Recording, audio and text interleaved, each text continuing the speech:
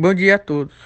O nosso grupo irá apresentar sobre a segunda competência avaliada no Enem: a compreensão da proposta e a aplicação de conceitos das várias áreas do conhecimento, dentro dos limites estruturais do texto dissertativo argumentativo. Compreender a proposta da redação com a aplicação das várias áreas do conhecimento significa que você deve respeitar o gênero textual, que no caso no Enem o dissertativo argumentativo, e utilizar estratégias argumentativas para embasar sua opinião. Um texto dissertativo argumentativo é um texto opinativo que se organiza na defesa de um ponto de vista sobre um determinado assunto. A opinião do autor é fundamentada com explicações e argumentos como objetivo. Formar a opinião do leitor e tentar convencê-lo de que a ideia defendida é correta. E dessa mistura que vem a identidade desse gênero. Ele é argumentativo, pois defende uma tese, e é dissertativo porque é necessário o uso de uma série de explicações que a justifiquem.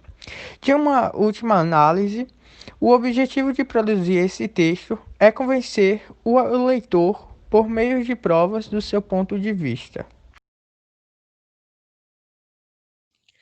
O texto dissertativo argumentativo é composto por três partes essenciais. A primeira é a introdução, que é composta pela contextualização, os problemas relacionados ao tema e à tese do autor. A contextualização pode ser a histórica, onde se apresenta fatos históricos. Ela também pode ser a atualidade, onde se usa informações da atualidade, e também ela pode ser de definição, onde é apresentada as definições como a do dicionário. A tese é a ideia que o autor pretende defender no texto.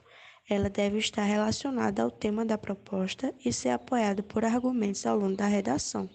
Normalmente, a introdução ocupa o primeiro parágrafo do texto. A segunda parte é a chamada de desenvolvimento. É aqui que você fará a discussão do tema, a defesa da tese por meio da argumentação.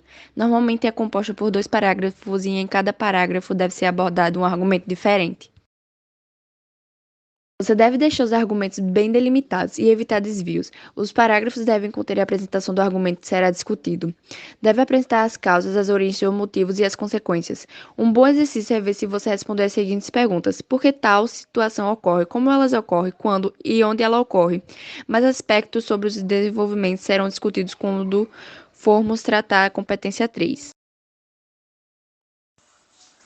A última parte é a conclusão.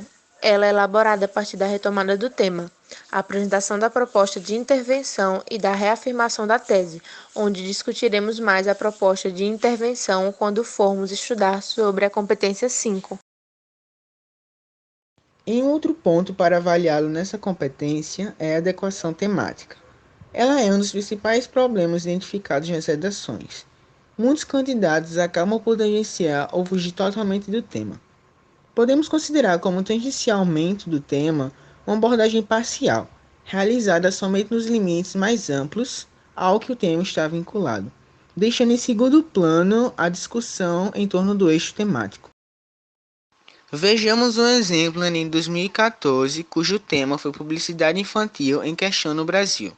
Configurou-se como tangenciamento do tema a abordagem de como o trabalho infantil no campo da publicidade, erotização da infância no campo da publicidade e a influência da publicidade na sociedade. As redações nas quais nenhum tema e nenhum assunto mais amplo relacionado ao tema foram desenvolvidas são enquadradas no caso de fuga ao tema. No Enem de 2014, foi dada como fuga ao tema redações, que trataram, por exemplo, exclusivamente o consumismo da publicidade ou da liberdade de expressão. É importante lembrar que, apesar do Enem aceitar que o tema seja discutido apenas na conclusão, você só obterá pontuação máxima se discorrer o tema sem rodeios desde a introdução. Vamos agora conversar um pouco sobre as estratégias argumentativas. Elas são os recursos utilizados para o desenvolvimento dos argumentos de modo que convença o leitor.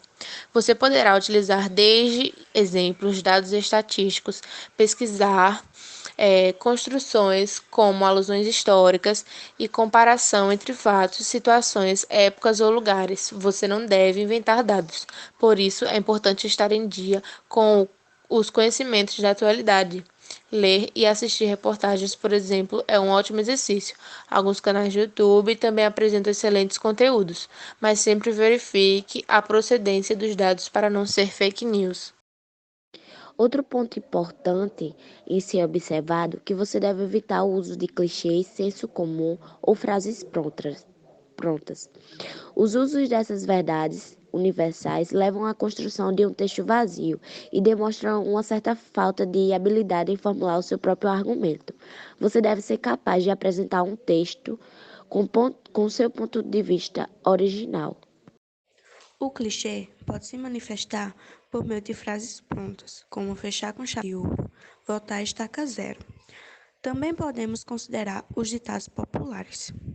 O clichê também pode se manifestar por meio de expressões como as ideias recorrentes, como a população precisa ser conscientizada, a natureza precisa ser preservada. E por último, o senso comum, que são aquelas ideias prontas transmitidas como verdade incontestáveis, os estereótipos, por exemplo, todos os políticos são corruptos. Deve-se ficar atento, pois o senso comum pode levar à reprodução de preconceitos.